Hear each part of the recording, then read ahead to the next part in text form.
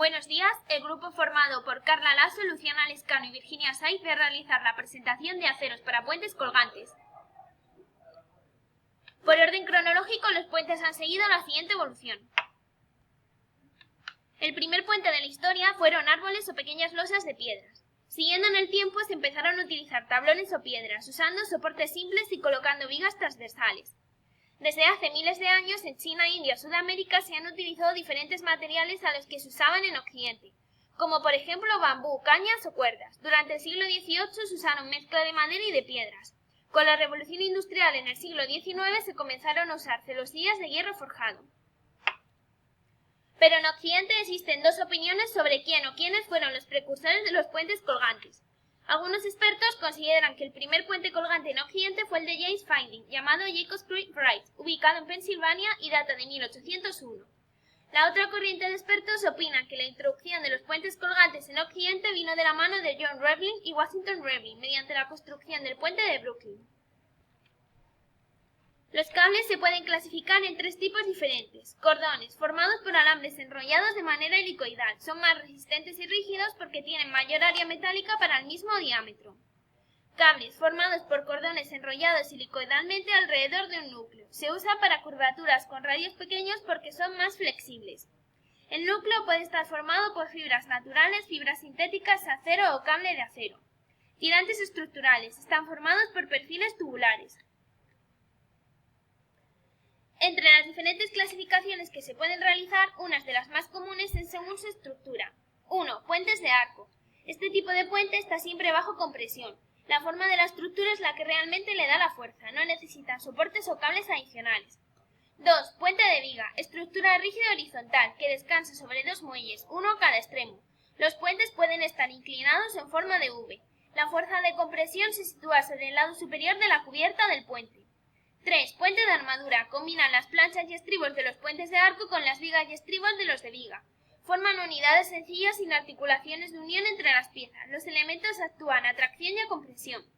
4. Puente voladizo. Conocido como puente en ménsula. Apoyan su carga en los brazos diagonales y no en los verticales. Suelen aplicarse en tramos muy largos. Se puede aplicar muy fácilmente a los principios de puentes de armadura de acero. 5. Puentes colgantes. Se sujetan mediante cables o piezas atirantadas. El tablero suele estar suspendido mediante tirantes verticales sujetos a dichos cables y las torres llevan las cargas al terreno firme. Las fuerzas principales son de tracción en los cables y de compresión en los pilares.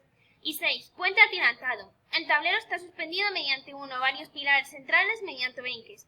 Los tres elementos constituyen la estructura básica de este tipo de puente: los tirantes, el tablero y las torres. En la actualidad, el puente colgante con mayor longitud del mundo se encuentra en Akisaido, en Japón. Fue construido por Satoshi Kashima. Este puente tiene una longitud de 3.910 metros y está formado por tres vanos. Fue inaugurado el 5 de abril de 1998. El puente colgante de Menai fue uno de los primeros puentes colgantes del mundo. Está situado entre la isla de Anglesey y Gales, en Reino Unido. Fue diseñado por Thomas Trelford y su construcción fue terminada en 1826. Se van a comparar diferentes propiedades en gráficas usando el programa informático CS-DUPAC. Rigidez frente al módulo de flexión. En esta gráfica se observan como la mejor combinación de propiedades la tienen los aceros, porque el aluminio también tiene elevadas propiedades, pero más adelante se van a conocer características que no lo hacen el material más idóneo para usarlo en puentes. El hormigón concreto y los diferentes tipos de madera tienen propiedades medias, pero son superadas con mucha ventaja por las del acero, por ello en la actualidad no se usan.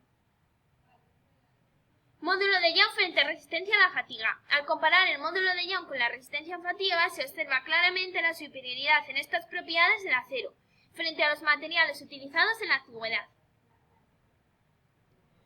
Como conclusión, los materiales que mejor se adaptan a la construcción de los puentes colgantes son los aceros debido al conjunto de propiedades. Dentro de los aceros, los más empleados son los aceros inoxidables, por las características que se han podido ver anteriormente en las diferentes gráficas expuestas. En cuanto al reciclaje, podemos afirmar que el acero es el campeón del reciclaje. Esta afirmación es debida a que puede reciclarse infinitas veces sin perder ninguna de sus propiedades. En nuestro país se reprocesa el 100% del material que se produce, hasta tal punto que hoy en día se sigue reciclando y usando acero fabricado hace más de 150 años. Se aprovecha el 80% de los residuos y subproductos de acero generado. El proceso de reciclado consiste en lo siguiente. Primero, se comienza siempre con la recogida con imanes gracias a sus propiedades magnéticas. Y una vez recogido, las acerías se encargan de fusionar toda esa chatarra y darle las propiedades y formas para su nueva vida a través de diferentes procesos. Inspección y control de calidad.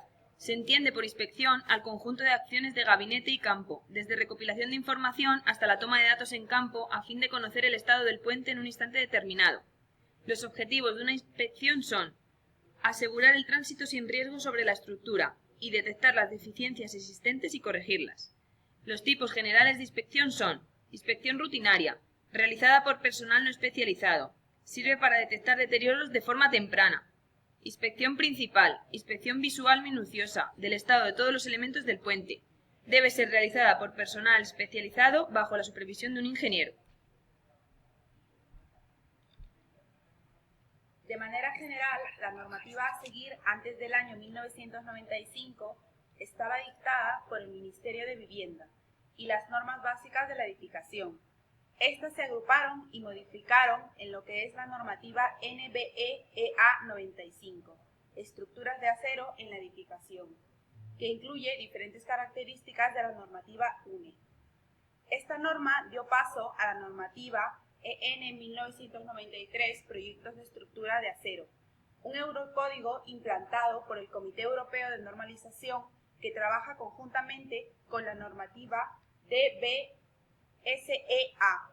que es un documento básico de seguridad estructural incluido dentro del Código Técnico de la Edificación. Ambas normativas aplican a edificación y a ingeniería civil. Cabe recalcar que no son de uso obligatorio, pero sí son comúnmente aceptadas por el sector.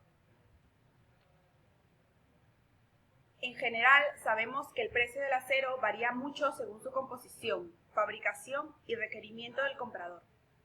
Como podemos observar, en la primera gráfica, la facturación del Grupo Acerinox es cercana a 1 millón, lo cual nos indica la gran demanda de este producto en el mercado.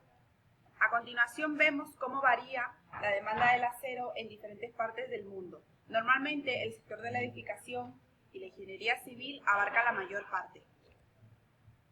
En esta gráfica podemos ver la variación de precios del acero. Desde el más barato, con un precio inferior a 1 euro kilogramo debido a su bajo contenido en aleantes, hasta el más caro, con un precio superior a 20 euros kilogramo usado para las superaleaciones. Como conclusión, podemos decir que el acero es uno de los metales más baratos y que ofrece buenas propiedades. Principales empresas fabricantes de acero.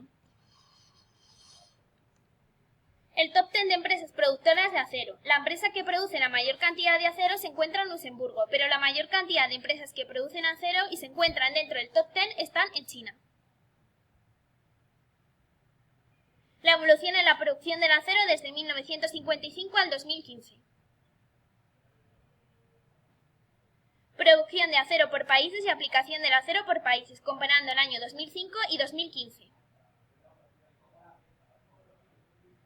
El acero en España. Se produce acero en 22 empresas y existen 50 instalaciones en las que se puede laminar y realizar una primera transformación. Mapa de empresas siderúrgicas en España.